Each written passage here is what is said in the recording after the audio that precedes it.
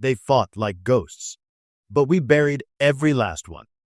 October 1944, Leyte Gulf. The first thing that hits you about the Philippines isn't the heat or the humidity, it's the smell. 3 years of Japanese occupation had left its mark on everything.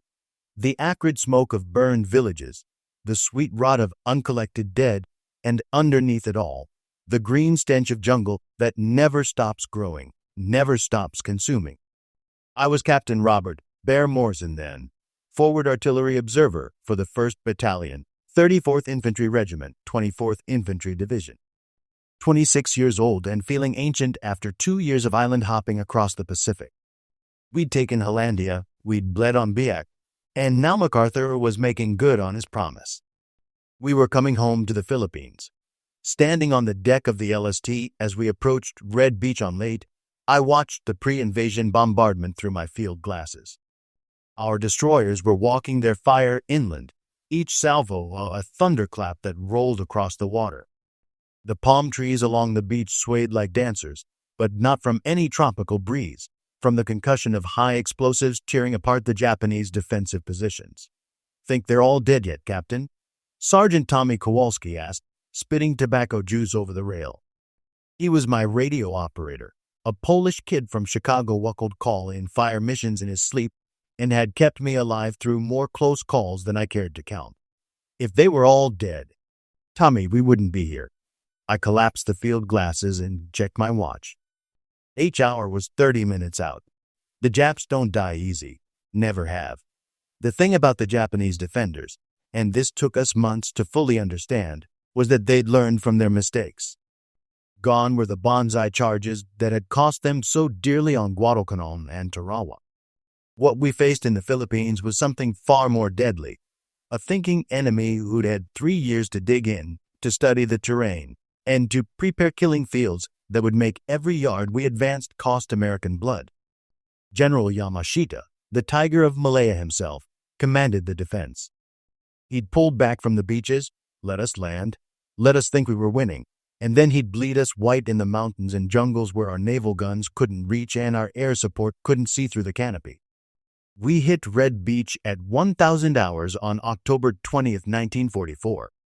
The initial landing was almost anticlimactic, scattered rifle fire, a few mortars, nothing like the meat grinder we'd expected. By nightfall, we were 2 miles inland and digging in for what we thought would be a standard island campaign. 3 weeks, maybe a month of hard fighting, then on to the next objective. We were so naive. The first real indication of what we were up against came on our 3rd day inland. Able Company was advancing up a ridge toward what intelligence called a lightly defended observation post. The jungle was thick enough that visibility dropped to maybe 20 yards, and the heat was already pushing 100 degrees with humidity that made every breath feel like drowning. I was moving with the lead platoon, my radio crackling with routine traffic, when the world exploded.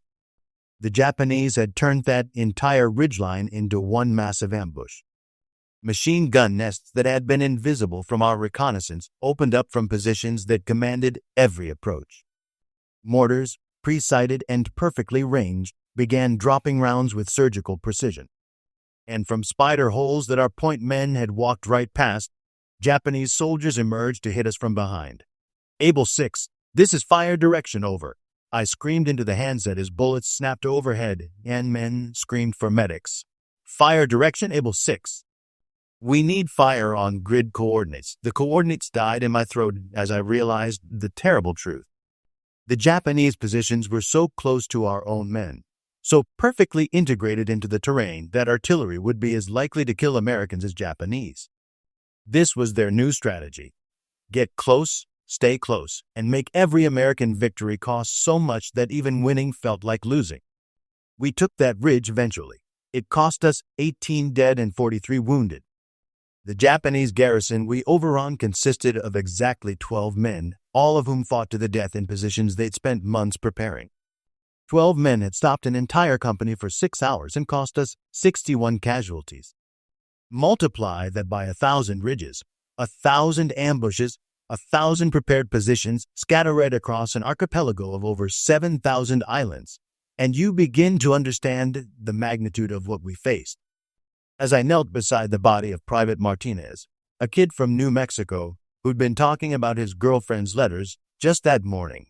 I began to understand that the Philippines wasn't going to be another quick island campaign. This was going to be a war of attrition, fought yard by yard through some of the worst terrain God ever created. And somewhere in the jungle darkness ahead of us, 130,000 Japanese soldiers were waiting.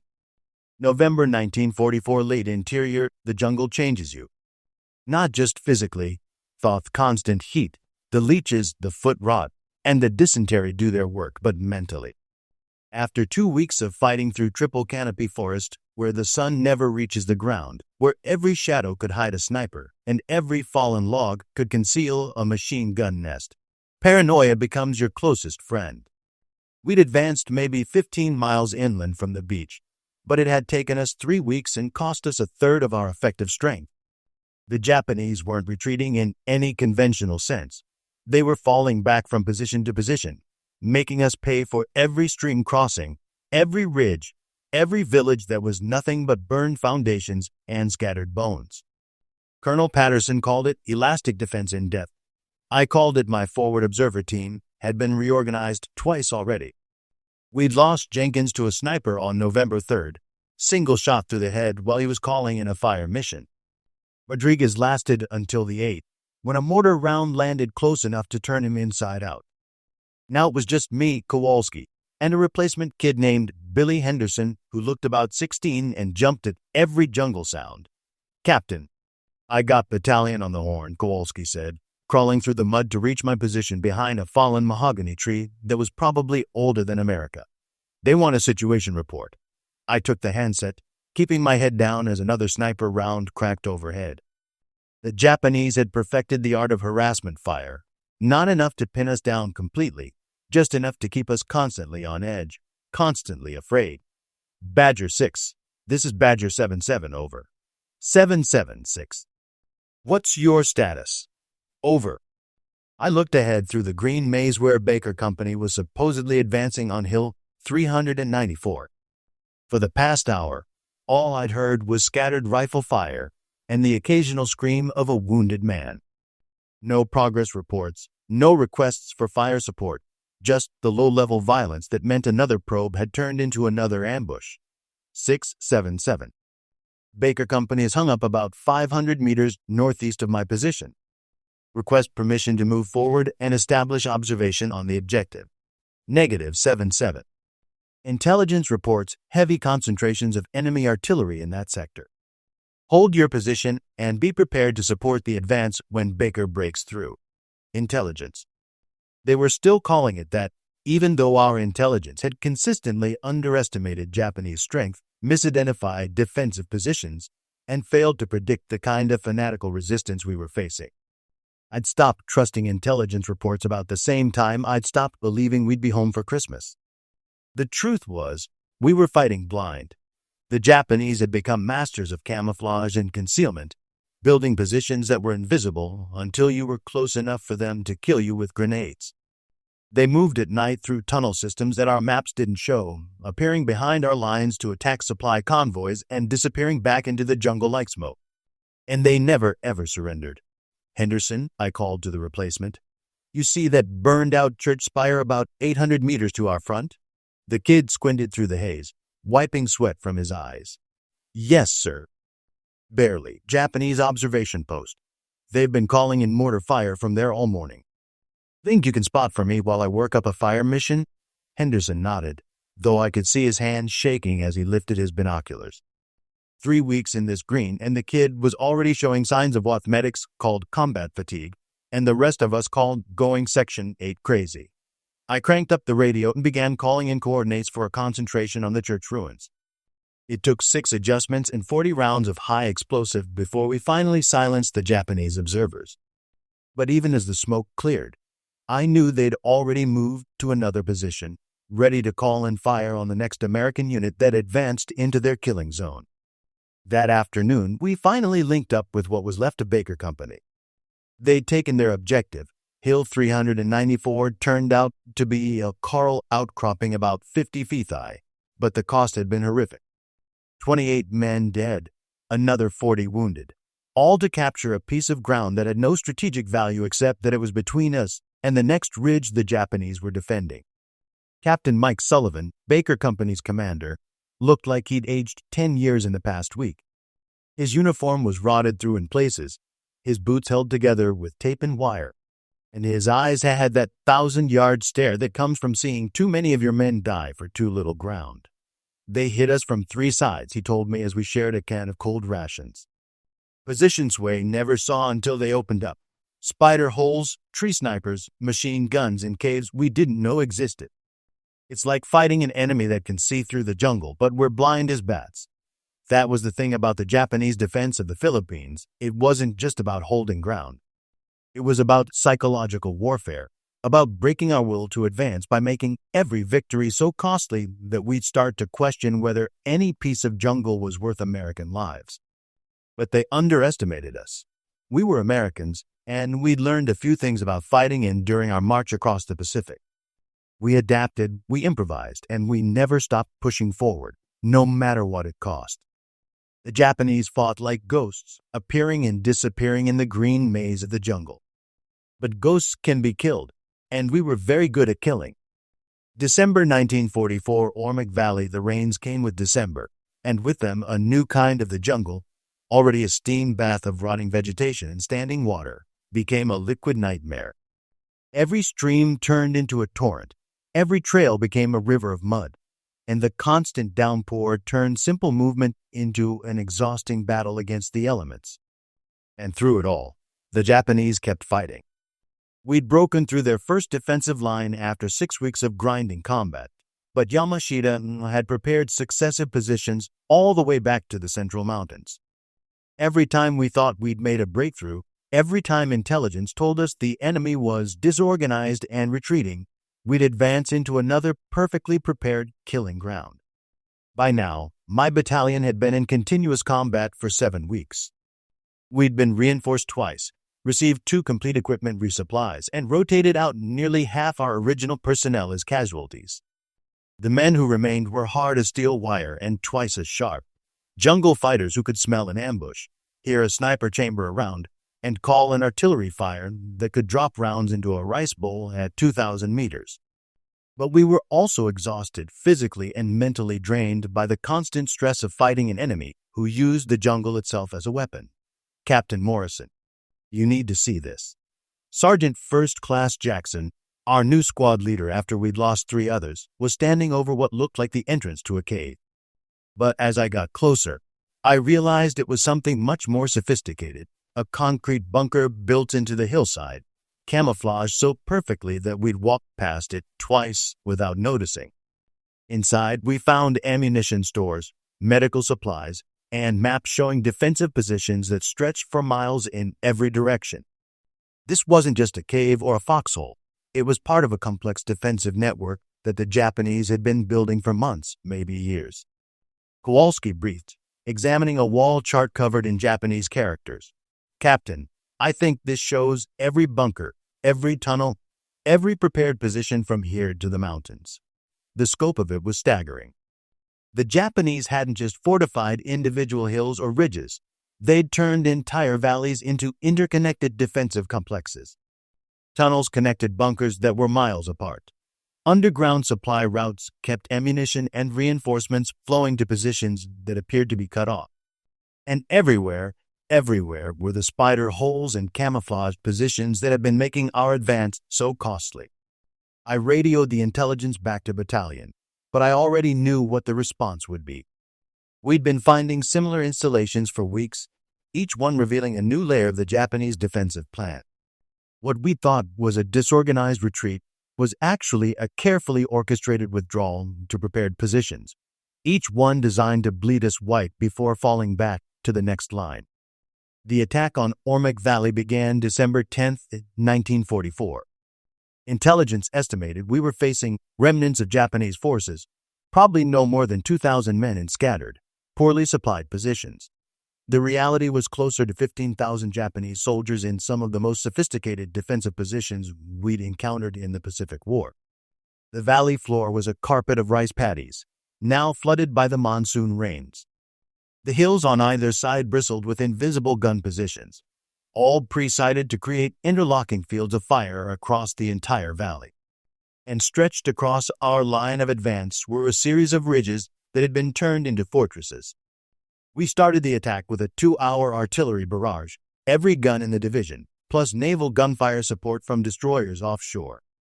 The hills disappeared in smoke and flame, and when it was over, the silence was so complete that birds began singing in the distance. Then we advanced, and the Japanese positions that hadn't existed 5 minutes before began tearing us apart. Badger 7-7, this is Charlie 6. We're taking heavy casualties.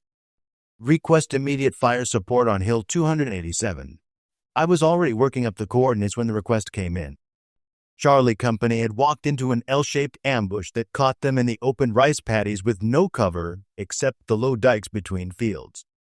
Machine guns from two sides were cutting them down like wheat, and mortar rounds were dropping among the survivors with mechanical precision. Fire mission.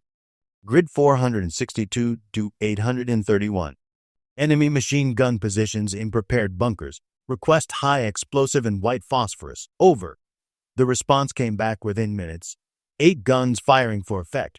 Rounds screaming overhead to impact on the hillside in flowers of flame and smoke. But even as the explosions faded, the Japanese machine guns started up again. We'd hit their positions, but the bunkers were built to withstand direct hits from 155mm howitzers. This went on for 6 hours. We'd advance, take casualties, call in fire support, advance again. Every yard cost us men, but we kept moving forward because that's what American soldiers do. We keep moving forward. By nightfall, we'd advanced 400 meters into the valley and lost 37 men. The Japanese, fighting from prepared positions with interlocking fields of fire and pre-sighted artillery support, had probably lost maybe a dozen.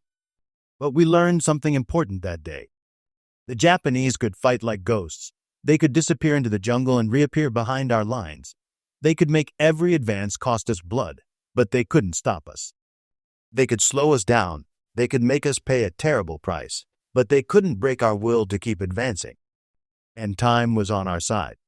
Every day we held them in place was another day that American industry was building more ships, more planes, more ammunition. Every week that passed brought us closer to the invasion of Japan itself, and the Japanese knew it. They were fighting a delaying action now, trading space for time and American lives for Japanese lives, hoping that the cost of victory would become too high for America to bear.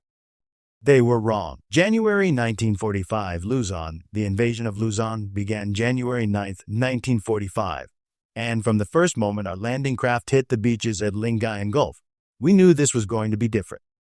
Bigger, bloodier. The Japanese had learned every lesson the Pacific War had taught them, and they were ready to make us pay for every mile of the main Philippine island. By now, I was a major. Field promotion after Captain Hendricks caught a mortar fragment through the throat, and I was running the Fire Direction Center for the entire 2nd Battalion. 3 months of continuous combat had turned our unit into a precision instrument of death, but it had also worn us down to the bone. We were good at what we did, maybe the best jungle fighters in the Pacific, but we were also tired in ways that sleep couldn't cure. Luzon was where Yamashita planned to make his final stand. He'd concentrated the bulk of his remaining forces, over 100,000 men, in the mountainous interior of the island, in positions that had been under construction since the Japanese conquest of the Philippines in 1942. If we wanted to take Manila, if we wanted to control the Philippines, we were going to have to go through them. The terrain worked in their favor. The central mountains of Luzon are some of the most rugged in the Pacific, with peaks reaching over 9,000 feet and valleys so deep and narrow that sunlight penetrates for only a few hours each day. The Japanese had turned every ridge into a fortress, every valley into a killing ground, and every cave system into an ammunition depot. Our advance from the Lingayen beachhead was initially swift. The Japanese had pulled back from the coast, allowing us to establish a solid foothold before the real fighting began. But as we moved inland toward the Cabanatuan Mountains, the resistance stiffened with every mile. Major Morrison. You need to see this intelligence report.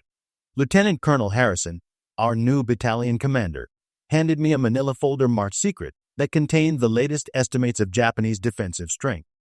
I read it twice before the numbers sank in. The Japanese had built over 3,000 individual defensive positions in the mountains ahead of us. Bunkers, caves, tunnel systems, artillery positions, all connected via underground passages and camouflaged so effectively that aerial reconnaissance had missed 80% of them. Some of these positions were built into cliff faces that were accessible only by rope. Others were constructed inside natural caves that had been expanded and reinforced with concrete and steel. And all of them were occupied by soldiers who had been told that surrender was not an option, that their duty was to kill as many Americans as possible before dying at their posts. Sir, how accurate is this intelligence? Probably understated by half, Harrison replied grimly. The Japanese have had 3 years to prepare these positions. They've moved entire artillery batteries into caves that our Air Force can't touch. They've stockpiled enough ammunition and supplies to hold out for months. And they've positioned their defenses so that we can't bypass them. We have to take every position, one by one. The mathematics were sobering. If each Japanese defensive position cost us casualties at the same rate as our previous combat, we were looking at losses that would make the European campaign look like a training exercise. But there was no alternative. The Philippines had to be taken, Manila had to be liberated, and the Japanese forces had to be destroyed. The attack began at dawn on January 23rd with the largest artillery barrage in Pacific War history. For 2 hours, over 400 guns pounded the Japanese positions while carrier aircraft dropped bombs and napalm on anything that looked like a defensive position. The mountains disappeared in smoke and flame, and the concussion of the explosions could be felt 20 miles away. When the barrage lifted and our infantry began their advance, the Japanese positions that had been destroyed by our bombardment opened fire. The first indication of what we were facing came from Able Company, advancing on what appeared to be an undefended ridgeline. They'd gotten within 100 meters of the crest when the hillside erupted with machine gun fire. Not 1 or 2 guns, but dozens of them, firing from positions that had been invisible even from close range.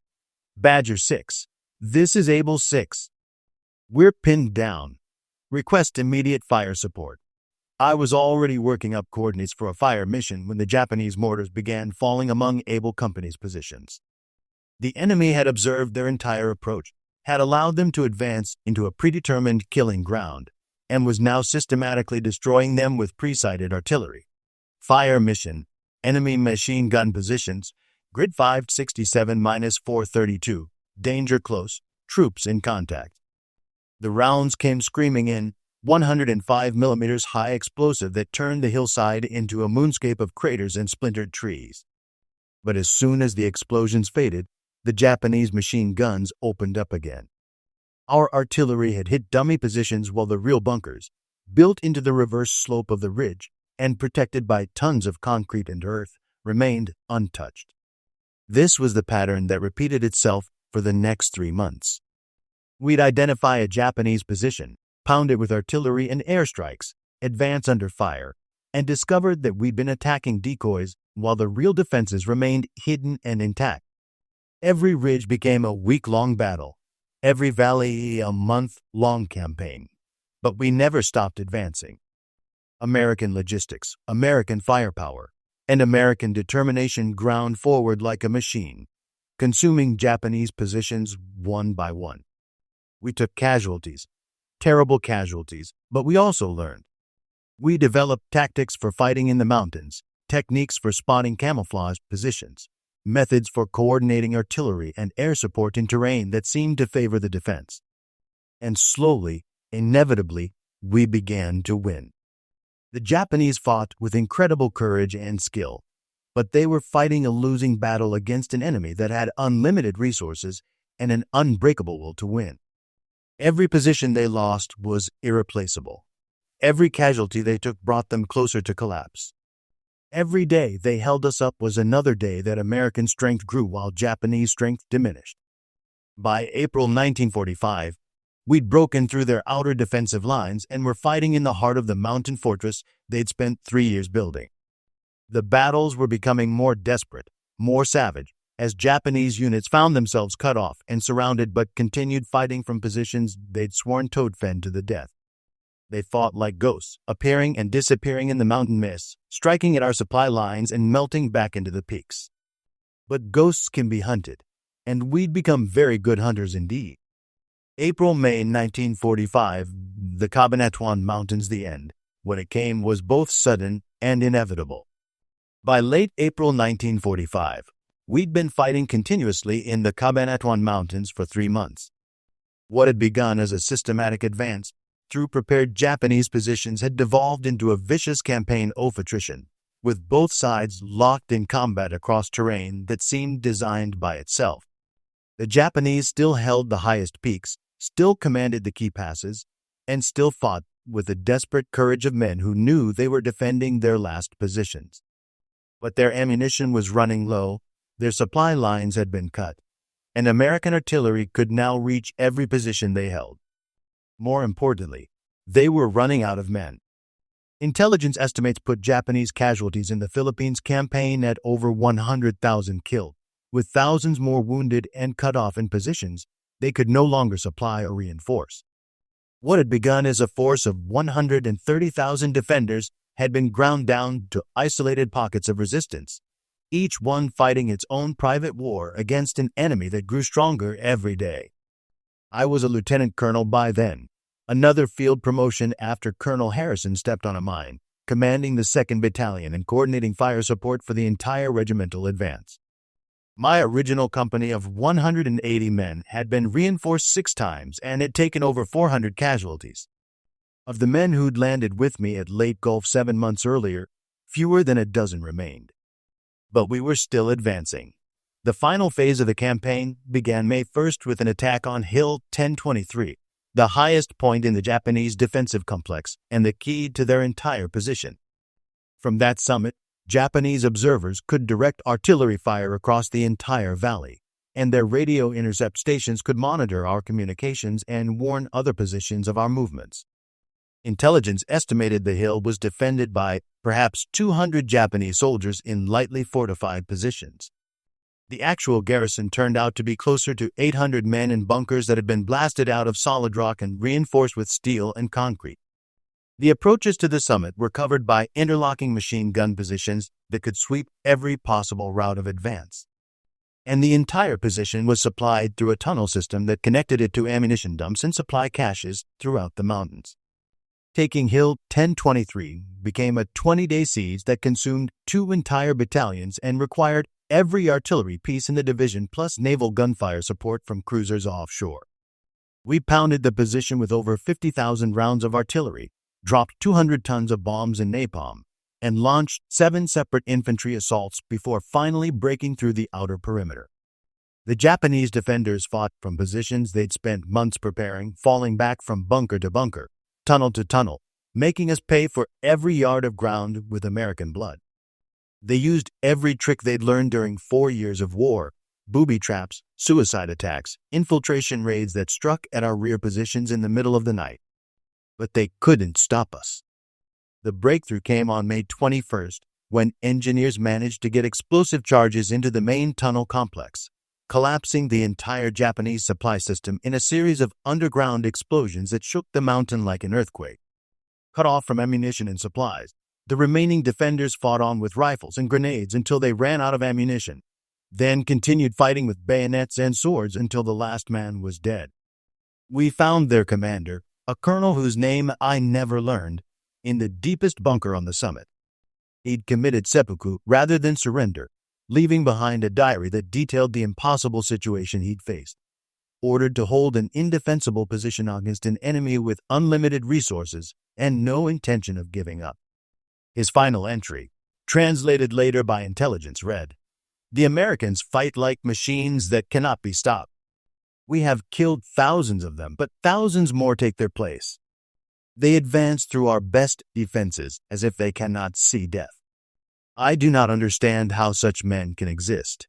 With the fall of Hill 1023, Japanese resistance in the Cabanatuan Mountains began to collapse. Isolated positions continued fighting for weeks, but they were cut off from supplies and reinforcements, gradually worn down by constant artillery fire and infantry assaults. One by one, the positions that had cost us so much blood and time fell silent. The last organized Japanese resistance ended on June 15, 1945, when a company-sized force that had been holding a cave complex near Mount Banahaw finally ran out of ammunition and water. They'd been surrounded for a month, pounded daily by artillery, and offered repeated opportunities to surrender. They chose to fight to the last man rather than give up. When we finally entered the cave system, we found evidence of what the Japanese defense of the Philippines had cost them. Ammunition boxes stacked to the ceiling, medical supplies that had never been distributed, weapons and equipment for units that no longer existed. And everywhere, the bodies of soldiers who had fought until they had nothing left to fight with. The final casualty count was staggering. Japanese forces in the Philippines had lost over 130,000 men killed, nearly 85% of their total strength. American casualties were heavy too, over 60,000 killed and wounded, but we'd accomplished something that many had thought impossible. We'd completely destroyed a Japanese army that had been considered among the best in the Pacific. Standing on the summit of Hill 1023 in the early morning of June 16th, looking out over valleys that had echoed with gunfire for 8 months, I tried to make sense of what we'd accomplished. The Japanese had fought like ghosts, appearing and disappearing in the jungle and mountain mists, striking at us from positions we couldn't see and melting away before we could respond. But ghosts can be hunted, and we'd hunted them across every island, through every jungle, up every mountain, until there were no more places left to hide. They'd fought with courage that commanded respect, skill that challenged our best efforts, and determination that never wavered even in the face of certain defeat. In the end, though, courage and skill and determination weren't enough. We had more men, more supplies, more ammunition, and more importantly, we had a cause that wouldn't let us quit. Every American who died in those mountains died believing that what we were fighting for was worth the cost. The Japanese fought like ghosts, but we buried every last one. August 1945, Manila. The surrender ceremony took place in Manila Bay aboard the USS Missouri on September 2, 1945. But for those of us who'd fought through the Philippines campaign, the war had ended months earlier with the final collapse of Japanese resistance in the mountains. I was there in the bay that morning, standing at attention with what remained of my battalion as General MacArthur accepted the Japanese surrender. The same waters that had seen our return to the Philippines now witnessed the end of the Pacific War, and there was a symmetry to it that felt like the closing of a circle.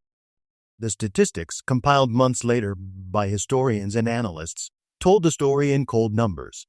Japan had committed 130,000 men to the defense of the Philippines. Of those, fewer than 9,000 survived to see the surrender. It was one of the most complete military defeats in modern history, a destruction so thorough that entire divisions had been wiped from the Japanese order of battle. But statistics don't capture what it cost us to achieve that victory. They don't tell you about Private Martinez, who died on our third day inland and never got to read his girlfriend's letters. They don't mention Sergeant Jenkins, killed by a sniper while calling in artillery fire, or Lieutenant Rodriguez, turned inside out by a mortar round while leading his men forward. They don't capture the nights spent listening to Japanese infiltrators moving through our positions, the mornings when we'd advance into killing grounds that had been prepared for months, the weeks of fighting through jungle so thick that the sun never touched the ground. They don't convey the exhaustion that went deeper than sleep could cure, the way the constant stress of combat wore down men who thought they were tough until they learned what tough really meant. What they do show is that Americans, when pushed to the limit and faced with an enemy that wouldn't quit either. We adapted to jungle warfare, mountain combat, night fighting, and every other challenge the Japanese threw at us. We learned to fight like ghosts ourselves when we had to, appearing and disappearing in the green maze of the Pacific Islands. But unlike our enemies, we never forgot that we were fighting to go home. The Japanese soldiers we faced in the Philippines were among the best in their army, veterans of campaigns in China, Malaya, and the Dutch East Indies. They'd been told that surrender was worse than death, that their emperor expected them to fight until the last bullet was fired and the last sword was broken. And they did exactly that, fighting from positions they'd spent years preparing against an enemy they knew they couldn't defeat. Their courage deserved respect, even as we killed them. Their skill demanded our best efforts, even as we overwhelmed their positions with firepower they couldn't match. Their determination earned our admiration, even as we ground their resistance into nothing. In the end, though, the difference wasn't courage or skill or determination. Both sides had those in abundance. The difference was that we were fighting for something that could be won, while they were fighting for something that could only be lost more slowly. They fought like ghosts, striking from the shadows and melting back into the jungle night. They turned every hill into a fortress, every valley into a trap, every advance into a battle that cost us more than we wanted to pay. But we buried every last one, and then we went home. Lieutenant Colonel Robert Bear Morrison survived the war and returned to civilian life in 1946. He never spoke publicly about his experiences in the Philippines campaign until shortly before his death in 1987, when he granted a series of interviews to military historians. His final words on the subject were, "They were brave men fighting for a lost cause.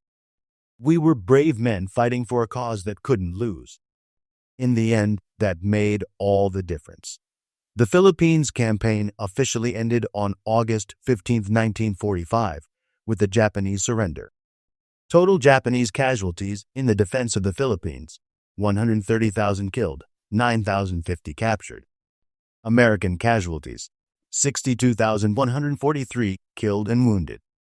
The campaign consumed 8 months, involved over 400,000 American personnel, and required more ammunition than any other Pacific theater operation. It was, by any measure, one of the most complete victories in American military history. But those who fought it knew the true cost couldn't be measured in statistics. They fought like ghosts. But we buried every last one.